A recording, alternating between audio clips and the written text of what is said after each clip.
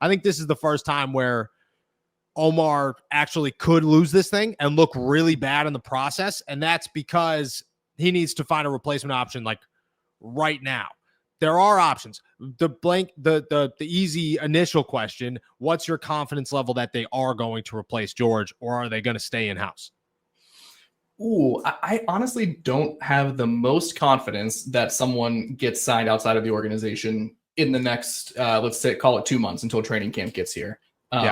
I really don't see it. I don't see why they would do it. It feels like basically just, I don't know, copy and pasting. If you're going to go out and just get another pass catcher who has a couple of 600 plus yard seasons, then, you know, you just lost one and you traded them away willingly who brought in more than that. So I don't really see the veteran option right now being brought in. But I mean, there's no denying that there are some attractive options. I feel like Romeo Doubs is really the only one that would make me feel like we got a valuable replacement for Pickens, just because he's 24, 25. This is going to be his 4th season in the league. I know that. So, and he has a history of catching the ball and bringing in. His rookie year, I have a note here, was 42 receptions and 425 yards. So if that's the baseline, like that's somewhat of a compliment to DK Metcalf. So yeah, I think they could bring in something. I don't think it's going to happen anytime soon, though. What do you think? I think there are, I don't know how I don't know. I'm just guessing. Let's just lay that out there. I haven't heard anything about a replacement option. Nobody's talked about a replacement option. I have, like, you know, Jerry Dulac said earlier that they're not thinking of trading for a wide receiver. I think at some point they are going to trade for a wide receiver, or at least sign a wide receiver. I could see them saying, like, I could see Omar Khan overreacting and saying, we have to get somebody right now because we've done this before and it did not work. And we cannot do Van Jefferson again. Like, they can't happen. And Robert Woods, Bobby Trees, he's Van Jefferson 2.0. You don't want that. Like, that's the last thing you want if you're the Pittsburgh Steelers. I could see them doing that and saying, we have to go get somebody right now, which in my eyes leaves you with 2 options, 2 pretty normal, doesn't really raise the roof, but probably okay number 2 options. And I think that's it, is like what you're looking for has to be a number 2, right? Like, you're not going to get a superstar. You're not getting Brandon Ayuk. You might go out there and get 2 names that I got. Gabe Davis, who was just released by the Jacksonville Jaguars. That dude played 10 games last season. He had like 230 yards, 2 touchdowns, nothing. You know what I mean? 26 years old, still has a lot of potential, but has never really been like the crazy pass catcher that, you know, everybody kind of made him out to be for that one season in Buffalo. Allen Lazard, he is coming off an injury. Yeah. I think they all are to some degree. Allen Lazard played just 12 games last season. He's my other. And at least he had 6 touchdowns, 500 yards. Like, to me, that's not terrible. As crazy as it sounds, I think you're looking at 2, you know, different spectrums, but not because of age or anything like that. Like, Allen Lazard's 29, Gabe Davis is 26. I don't think either of them are here for longer than a year, and then the Steelers move on. You're looking at what you could get. And if you're going to get an Allen Lazard, you're at least trying to get somebody who's got breakaway speed, who can go out there and make these deep balls and stretch the field. And I think, honestly, like, that's a closer option to the Pittsburgh Steelers that replaces George Pickens. Gabe Davis, in my eyes, is the easy one, where you could sign him for absolutely nothing because he just got cut and he's still going to make $12 million. And you could say, here's $2 million, come play with Aaron Rodgers and DK Metcalf because nobody else wants you. Those are my two options for the Steelers. Romeo Doubs, in my eyes, that's the best one you could get. If you could go out and get Romeo Doubs, sign him to a 2-year extension for somewhat cheap, and then go from there, replace a guy in 2 years, I think that's the move. But if I had to guess, it's Allen Lazard. My second option would be Gabe Davis. That's my prediction for the Steelers. It's a bold one.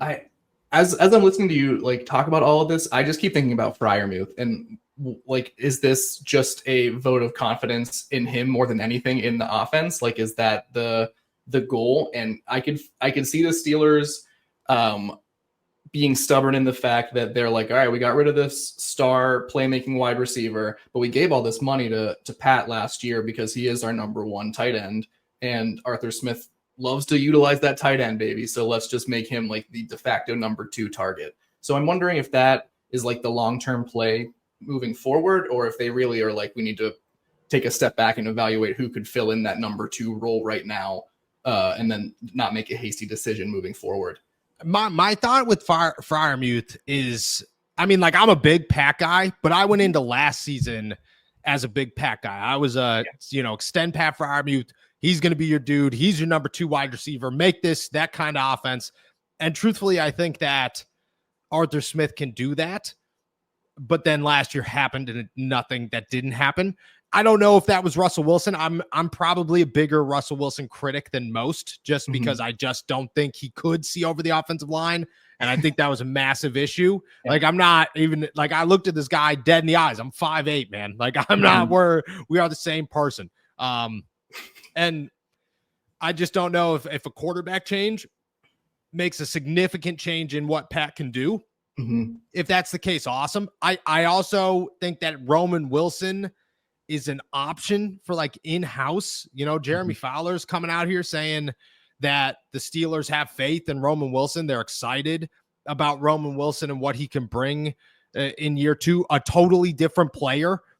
The Steelers were not impressed by Roman Wilson last year, just off the field. They didn't think that he was able to grasp the playbook as well as they thought, or they wanted him to. Maybe that changes. Your faith level, your confidence level in Roman Wilson. I don't know if I have one, to be honest with you. I don't know if I have a confidence level in Roman, because I just I eliminated him so much from my mind last year that I just don't look at him as an option to become the number 2 right off the bat. Yeah, I mean, I feel like right now, if we're talking about in-house replacements, Calvin Austin is the guy who's going to get the more reps and would get the number 2 position. But yeah, I feel like Roman Wilson has given not many people much to go on in terms of confidence. And so I can understand why you wouldn't feel super confident about him going into this upcoming season. But why then, we're a year removed from the Steelers taking him in the 3rd round of the draft.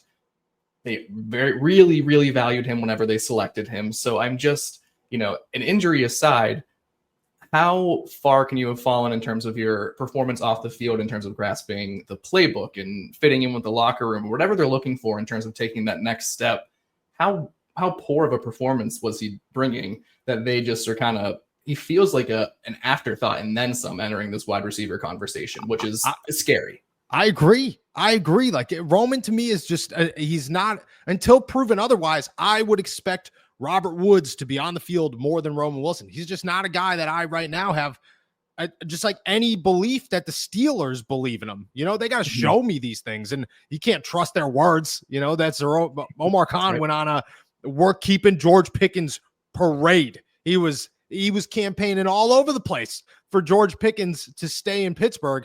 That lasted 11 days after the draft. That's how close we are to the NFL draft. And he said, all right, yeah, we're good. 2 weeks yesterday, Omar Khan said, no, we're not trading George Pickens. That's not happening. So you got to listen to what they say. I agree with you. I think Romeo Doubs what are you trading for Romeo Doubs? If you're the Steelers, what are you trading for Romeo Doubs? I mean, you can't give up more than a 4th round pick. I don't, because I agree. Otherwise, then you look stupid.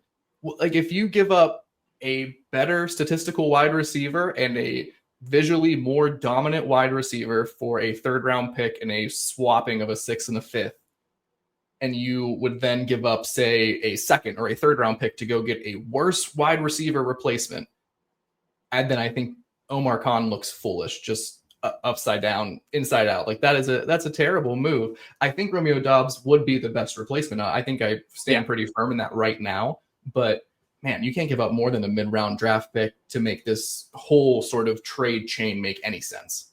Yeah, I agree. They do have 3. Okay, so this is where things get complicated, I think, is you do have 3 third-round picks next year, okay? So if you're the Steelers, you're looking at it going, we got to get a quarterback. We're going to have to trade up and get a quarterback. That's going to cost at least 2 of those thirds. The other third, maybe we could use as a wide receiver. But at that point, what do you do? You're just going in there with a 2nd round pick, maybe? And if you think a 1st and 2 thirds is all it's going to take to get into the top 10, you're nuts. Like, it's not going to happen. I could see the Steelers giving up 2 firsts, 2 thirds to get into the top 10 next year if they're picking 20th and going to get their quarterback. That leaves them with the 3rd round pick and a second, I guess. And maybe that's like, okay, maybe that's when you try to get a wide receiver, but maybe that's when you try to trade for a wide receiver. I think a 4th to me is like,